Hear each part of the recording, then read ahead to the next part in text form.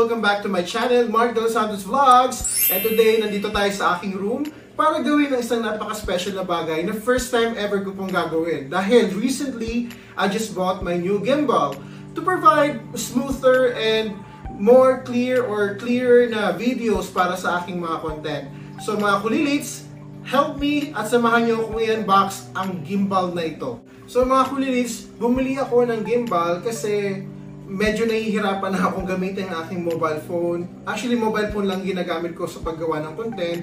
But of course, kahit mobile phone lang i-gamit natin, dapat is maganda at smooth yung mga videos na ginagawa natin para sa ating mga subscribers. Kaya bumili po ako ng aking bagong gimbal, which is yung Xion Smooth 4. Guys, ito na nga si Xion Smooth 4. At meron siyang dalawang colors. Meron siyang black and white or silver. Pero I chose the black kasi I like black color. It's one of my favorite colors along with the red one. And mapapansin nyo naman po sa lahat ng aking gamit, especially sa trim ng aking car, black and red, pati yung most ng cases ng aking mga mobile phones ay red and black din.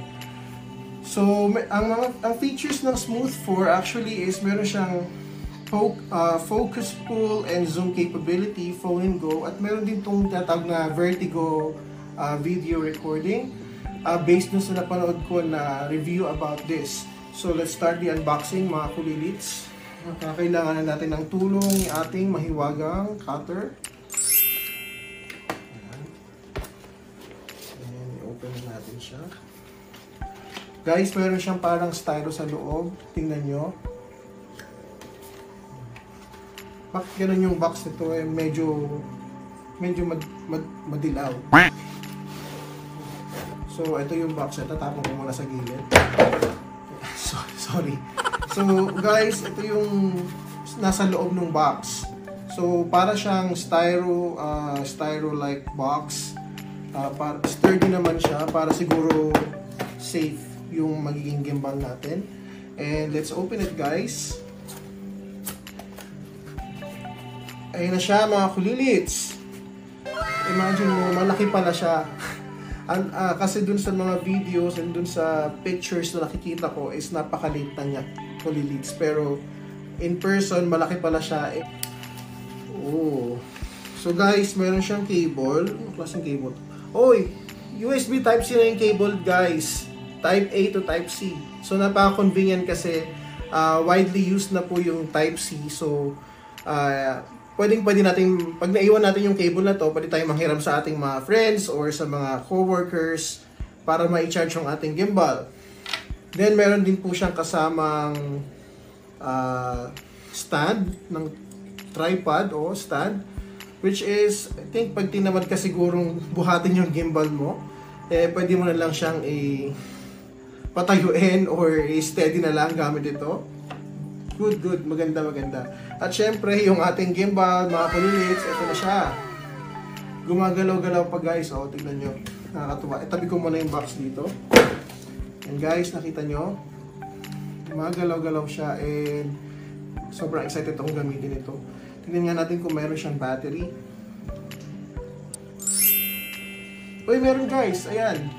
So, based dun sa review na napanood ko, yung battery indicator is ito, yung LED lights.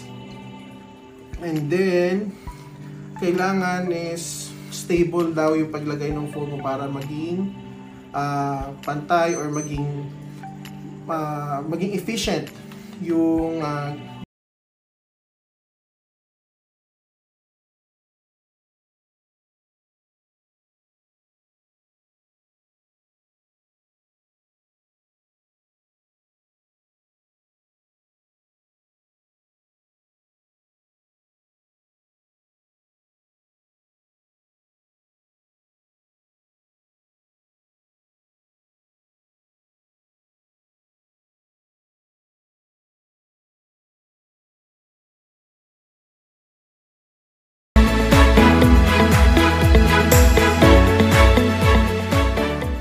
So guys, ito na nga po ang ating gimbal at ang aking lumang iPhone.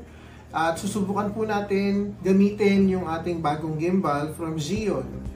So kanina nga po is dinownload natin yung application, which is very important para po magamit natin ng maayos yung gimbal na ito. So try po natin i-mount yung ating mobile phone sa gimbal. Make sure po na naka-turn off yung gimbal bago nyo po ilagay ang inyong mobile phone to make sure na hindi nyo po masisira yung inyong gimbal. So ayan na po, naka-mount na po siya in vertical mode. Pero para po ma-make sure na balance po yung gimbal natin is kailangan po nating tansyahin yung balance eh. So nakikita nyo po hindi po siya balance. So kailangan po natin timplahin yung balance. Depende po yan sa size ng phone at sa weight ng phone. Kasi meron po mga phone na sobrang bigat, gawa po sa glass at saka sa metal. Meron po mga phones na mamagaan, gawa po sa plastic. Pero sabi ko nga, it can carry that, na kayang-kaya pong i-carry ng Xeon gimbal po yon kasi ang Xeon gimbal is kaya pong mag-carry ng up to 500 grams. And ang pinakamabigat na iPhone so far, which is iPhone 11 Pro Max, is nasa 200 grams. I don't know, comment down below kung tama ba yung sinabi ko. At ilagay nyo lang po kung ano yung tamang grams or weight ng iPhone 11 Pro Max. So, ayan po, habang nakapatay po siya, medyo balance na po siya. Pero titignan po natin pag binuksan natin, dapat automatic po siyang magbabalance. So, let's try to turn it on.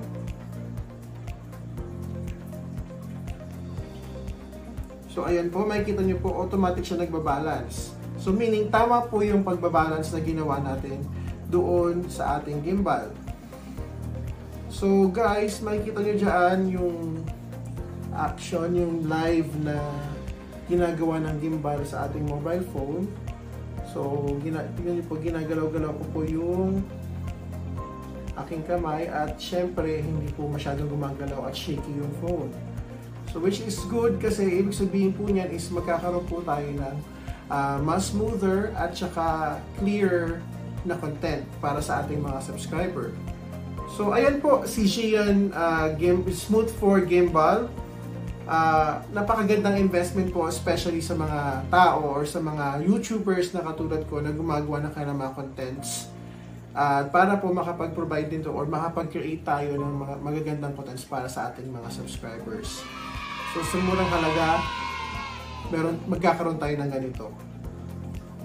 So guys, tingnan nyo, nakaka-enjoy siya at napaka-cool niyang gamitin. So ito po ang ating pinakabago, ito po yung pinakabagong model ng Xeon at ito po yung binili natin at ito po ang Xeon Smooth 4.